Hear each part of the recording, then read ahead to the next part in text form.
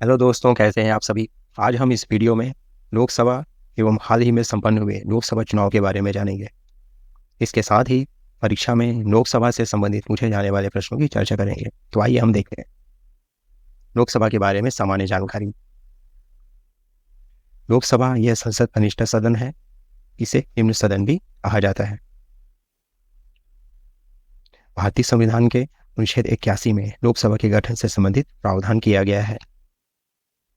लोकसभा का सदस्य यानी सांसद निर्वाचित होने के लिए जो न्यूनतम आयु है वो 25 वर्ष होती है। लोकसभा के सदस्य जनता द्वारा सीधे चुने जाते हैं, इसलिए इसे जनता का सदन भी कहा जाता है। राष्ट्रपति प्रधानमंत्री की सलाह पर लोकसभा को भंग कर सकता है, इसलिए इसे अस्थायी सदन कहा जाता है। दोस्तों, जबकि राज्यसभा जो है एक स्थायी सदन होती है, क्योंकि इसे भंग नहीं किया जा सकता। ओके, लोकसभा के सदस्यों की संख्या के बारे में अब हम जानते हैं। लोकसभा की अधिकतम जो सदस्य संख्या है वो 552 होगी, ऐसा संविधान में कहा गया है। इसमें से 530 सदस्य राज्यों से चुनकर आते हैं, जबकि जो 20 सदस्य हैं वे केंद्र शासित प्रदेश से चुनकर आते हैं। भारत के संविधान के अनुच्छेद 331 है। इस 331 के अनुसार राष्ट्रपति 2 एंग्लो इंडियन समुदाय के सदस्यों को लोकसभा में मनोनीत कर सकता है। ये कब मनोनीत कर सकते हैं? जब हमारे लोकसभा में उनकी संख्या पर्याप्त ना हो, अर्थात लोकसभा में उनकी जब संख्या पर्याप्त ना हो तब राष्ट्रपति जो है 2 एंग्लो इंडियन समुदाय के सदस्यों को मनोनीत कर सकते हैं। किंतु 104वां संविधान संशोधन अधिनियम 2019 के द्वारा लोकसभा और राज्य विधानसभाओं में एंग्लो इंडियंस के लिए जो सीटों आरक्षण किया गया है वो समाप्त कर दिया गया है। मतलब सीटों का आरक्षण समाप्त कर दिया गया है। किसके लिए? एंग्लो इंडियंस के लिए। अर्थात जैसे अपने लोकसभा में 2 सीटें एंग्लो इंडियंस के लिए रिजर्व हैं, वहीं विधानसभा में, राज्यों की विधानसभा में 1 सीट जो है एंग्लो इंडियंस के लिए रिजर्व है। और ये जैसे लोकसभा में एंग्लो इंडियंस की नियुक्ति राष्ट्रपति द्वारा की जाती है, वहीं राज्य की विधानसभा में एंग्लो इंडियंस की नियुक्ति राज्यपाल द्वारा की जाती है। ठीक है, लेकिन 104वां संविधान संशोधन अधिनियम 2019 के द्वारा लोकसभा और राज्य की विधानसभाओं में एंग्लो इंडियंस के लिए जो सीटों का आरक्षण किया गया है उसको समाप्त कर दिया गया है। इस तरह जब ये चूंकि तो मनोनीत सदस्य थे, राष्ट्रपति द्वारा मनोनीत किए जाते थे, इसलिए अब लोकसभा में जो अधिकतम सदस्य संख्या है वो कितनी हो गई है? 550 हो गई है। वर्तमान में हमारी लोकसभा की सदस्य संख्या 543 है। अर्थात वर्तमान में जो हमारी चुनाव हुए हैं, लोकसभा चुनाव 2024, इसमें सदस्य 543 सदस्यों के लिए चुनाव हुआ है। स्वतंत्रता के बाद पहली बार आम चुनाव हुए थे। कब? 25 अक्टूबर 1951 से 21 फरवरी 1952 के बीच में आयोजित किए गए थे। और पहली लोकसभा का जो कार्यकाल था ये 17 अप्रैल 1952 से 4 अप्रैल 1957 तक रहा है, पहली लोकसभा का कार्यकाल। और लोकसभा के सदस्यों का चुनाव ये गुप्त मतदान के द्वारा वयस्क मताधिकार यानी जो जिनकी आयु 18 वर्ष से पूरी हो चुकी है, ठीक है, उनके वयस्क मताधिकार के आधार पर होता है। लेकिन ये जो वयस्क मताधिकार है ये कब आया? तो 61वां संविधान संशोधन अधिनियम 1989 के अनुसार भारत में 18 वर्ष की आयु वाला कोई भी व्यक्ति वयस्क कोई भी व्यक्ति को जो कि 18 वर्ष की आयु पूरी कर चुका है उसको वयस्क माना गया है। फलस्वरूप मतदान की आयु की सीमा 21 वर्ष से घटाकर 18 वर्ष कर दी गई है।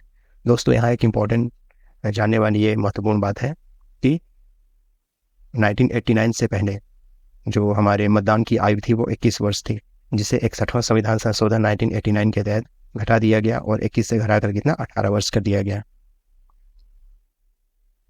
अब हम प्रोटेम स्पीकर के बारे में जानते हैं।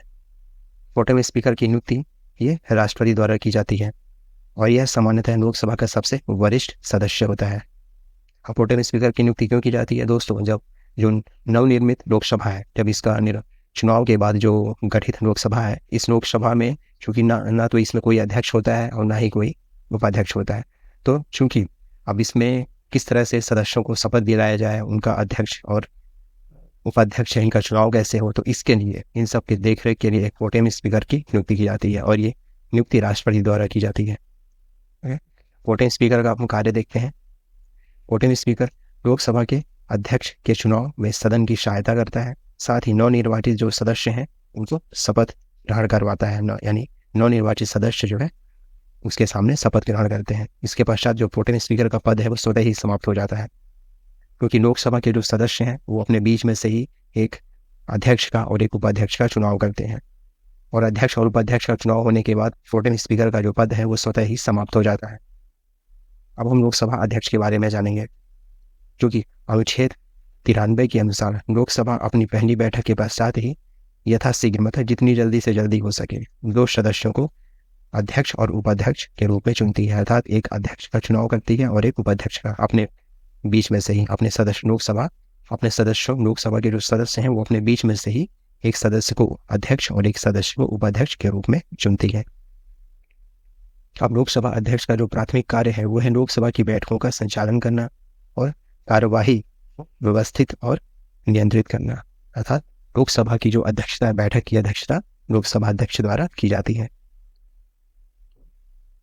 अब हम महत्वपूर्ण बातें जानते हैं लोकसभा के बारे में। भारत में सबसे अधिक लोकसभा सीटों वाला राज्य है वो उत्तर प्रदेश है। कितनी सीटें हैं? 80 सीटें हैं वहाँ। जबकि भारत में सबसे अधिक लोकसभा सीटों वाले, यदि हम केंद्र शासित प्रदेश की बात करें तो वो दिल्ली है। कितनी है? 7 सीटें हैं। लोकसभा का गठन हम जानते हैं, ये 1952 में हुआ था। ओके। और लोकसभा के जो पहले अध्यक्ष थे वो जीवी मावलंकर बनाए गए थे। जीवी मावलंकर जी अपने लोकसभा के पहले अध्यक्ष बनाए गए थे। भारत के जो पहले मुख्य चुनाव आयुक्त है, यानी 1952 में जब 1951-52 में जब इलेक्शन हुआ है, तो उस समय हमारे भारत के जो पहले मुख्य चुनाव आयुक्त हैं वो सुकुमार सेन जी, ये भारत के पहले मुख्य चुनाव आयुक्त। वही भारत की जो पहली महिला लोकसभा अध्यक्ष देखा जाए तो वो मीरा कुमार है। मीरा कुमार भारत की लोकसभा अध्यक्ष बनने वाली पहली महिला है। जो 17वीं लोकसभा अध्यक्ष हैं, इनके कौन थे? बनाए गए थे श्री ओम बिरला। ओम बिरला को भारत के 17वीं लोकसभा का अध्यक्ष बनाया गया था। अब हम लोकसभा चुनाव 2024 के बारे में जानते हैं। इससे संबंधित महत्वपूर्ण बातें हम जानते हैं, क्योंकि वर्ष 2024 के लोकसभा चुनाव के माध्यम से जो 18वीं लोकसभा के सदस्यों का चुनाव किया गया है। यानी जो हमारी 2024 की लोकसभा है ये 18वीं लोकसभा है। इस 18वीं लोकसभा के चुनाव में कुल कितने? 543 सदस्यों का चुनाव किया गया है। 2024 का लोकसभा चुनाव कुल 7 चरणों में आयोजित किया गया है, और इसका जो आयोजन है कब से कब? 19 अप्रैल से 1 जून 2024 तक इसका आयोजन किया गया चुनाव का। वर्तमान में भारत के मुख्य चुनाव आयुक्त श्री राजीव कुमार, यानी राजीव कुमार जी जो है वर्तमान में भारत के मुख्य चुनाव आयुक्त हैं। लोकसभा चुनाव के साथ ही 4 राज्यों में विधानसभा चुनाव भी आयोजित किए गए। 4 राज्य कौन कौन से थे? एक आंध्र प्रदेश, दूसरा अरुणाचल प्रदेश, तीसरा उड़ीसा और चौथा सिक्किम। अर्थात इन 4 राज्यों में लोकसभा चुनाव के साथ साथ विधानसभा चुनाव भी आयोजित हुए। लोकसभा चुनाव 2024 के लिए लगभग 96.88 करोड़ यानी 968 मिलियन लोग जो है चुनाव में वोट देने के पात्र थे। जबकि वास्तव में इतने लोग तो पात्र थे, यानी 968 मिलियन लोग चुनाव में वोट देने के पात्र थे, लेकिन वास्तव में चुनाव 2024 में कुल 64.2 करोड़ यानी 642 मिलियन मतदाताओं ने ही भाग लिया। इसमें से 31.2 करोड़ यानी 312 मिलियन महिला मतदाता थे। अर्थात 312 मिलियन महिला मतदाताओं ने वोट किया। वर्ष 2024 के लोकसभा चुनाव में अब तक की सर्वाधिक महिला मतदाताओं ने भाग लिया। अर्थात 312 मिलियन जो महिला मतदाताओं ने चुनाव में वोट डाला, ये अब तक यानी 1951-52 के चुनाव से लेकर अब तक ये सर्वाधिक रहा। 2024 में सबसे अधिक महिला मतदाताओं ने भाग लिया और वोट दिया। भारतीय निर्वाचन आयोग के आंकड़ों के अनुसार हम देखें तो वर्ष 2024 के जो लोकसभा चुनाव है इसमें कुल 65.79% मतदान हुआ है, जिसमें से 65.80% पुरुष मतदाता थे, वहीं 65.78% महिला मतदाताओं ने मतदान किया, जबकि 27.08% अन्य थे। अब हम जानते हैं सर्वाधिक मतदान प्रतिशत वाले राज्य, जहाँ की सबसे अधिक मतदान हुए। लक्षद्वीप में कितना? 84.16% मतदान हुआ। दूसरे स्थान पे असम रहा, यहाँ 81.56% मतदान हुआ। तीसरे स्थान पर त्रिपुरा रहा, यहाँ 80.93% मतदान हुआ। सबसे न्यूनतम मतदान प्रतिशत वाले राज्य हम जानते हैं जहाँ की सबसे कम मतदान हुआ। एक अपना बिहार है, यहाँ सबसे कम हुआ, 56.19% मतदान हुआ। दूसरे स्थान पर उत्तर प्रदेश रहा, यहाँ 56.92% मतदान हुआ। ओके, अब हम लोकसभा चुनाव 2024 के परिणाम के बारे में जानते हैं कि किस राजनीतिक दल को कितने वोट मिले। तो यहाँ भारतीय जनता पार्टी के बारे में जानते हैं। भारतीय जनता पार्टी इसे सर्वाधिक 240 सीट मिली है, वहीं कांग्रेस को 99 सीट मिली है। समाजवादी पार्टी इन्हें 37 सीट मिली है। ऑल इंडिया तृणमूल कांग्रेस इन्हें 29 सीट हासिल। अब हम और डिटेल्स जानते हैं। भाजपा की गठबंधन वाली जो एनडीए है, एनडीए का पूरा नाम है राष्ट्रीय जनतांत्रिक गठबंधन, इसने लोकसभा चुनाव में कुल 293 सीट जीती है। वहीं दूसरी ओर विपक्षी दलों का गठबंधन, जिसे भारतीय राष्ट्रीय विकासशील समावेशी गठबंधन यानी इसे इंडिया गठबंधन कहा गया है, इसने कुल 234 सीट जीती है। लोकसभा चुनाव 2024 के इसमें जो श्री नरेंद्र मोदी है, इन्होंने वाराणसी निर्वाचन क्षेत्र से लगभग 1.5 लाख वोट से विजय हुए हैं। अब हम इंपॉर्टेंट एमसीक्यू जानते हैं फ्रेंड्स, जो कि एग्जाम की दृष्टि से बहुत ही महत्वपूर्ण है। आइए देखते हैं महत्वपूर्ण प्रश्नों। लोकसभा चुनाव 2024 के दौरान भारत के मुख्य चुनाव आयुक्त कौन थे? ऑप्शन सुकुमार सिंह, राजीव दीक्षित, राजीव कुमार या सुनील अरोड़ा। तो इसका सही आंसर है ऑप्शन सी, राजीव कुमार जो है इसके सही आंसर, यानी 2024 के लोकसभा चुनाव के दौरान भारत के मुख्य चुनाव आयुक्त राजीव कुमार थे। अगला प्रश्न, हाल ही में लोकसभा चुनाव 2024 में संपन्न हुए यह निम्न में से कौन सी लोकसभा है? 15वीं, 16वीं, 17वीं, 18वीं। इसका सही आंसर है ऑप्शन डी, ये 18वीं लोकसभा है। अगला क्वेश्चन, वर्तमान में लोकसभा की सदस्य संख्या कितनी है? 550, 545, 543 या 552। तो इसका सही आंसर है ऑप्शन सी, 543। किस संविधान संशोधन के तहत मतदान की जो आयु है वो 21 वर्ष से घटाकर 18 वर्ष कर दी गई है? 62वां संविधान संशोधन, 72वां संविधान संशोधन, 74वां संविधान संशोधन या 61वां संविधान संशोधन। तो इसका सही आंसर है ऑप्शन डी, 61वां संविधान संशोधन 1989। इसके तहत मतदान की आयु 21 वर्ष से घटाकर 18 वर्ष कर दिया गया।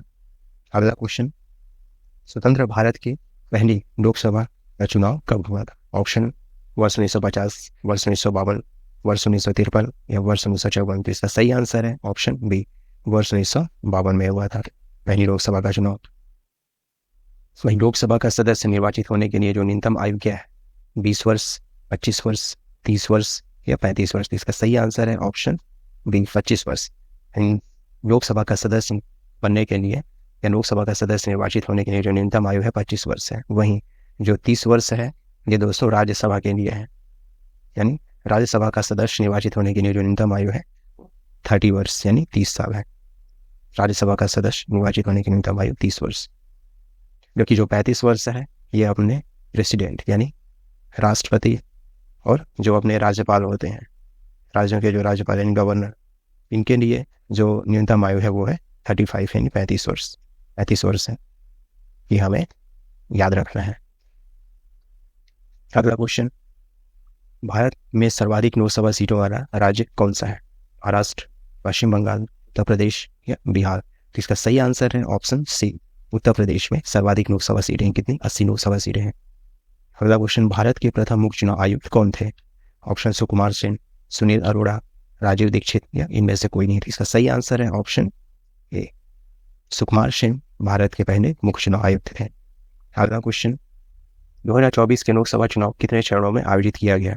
5, 6, 7, 8। इसका सही आंसर है ऑप्शन सी, 7 चरणों में आयोजित किया गया। ओके।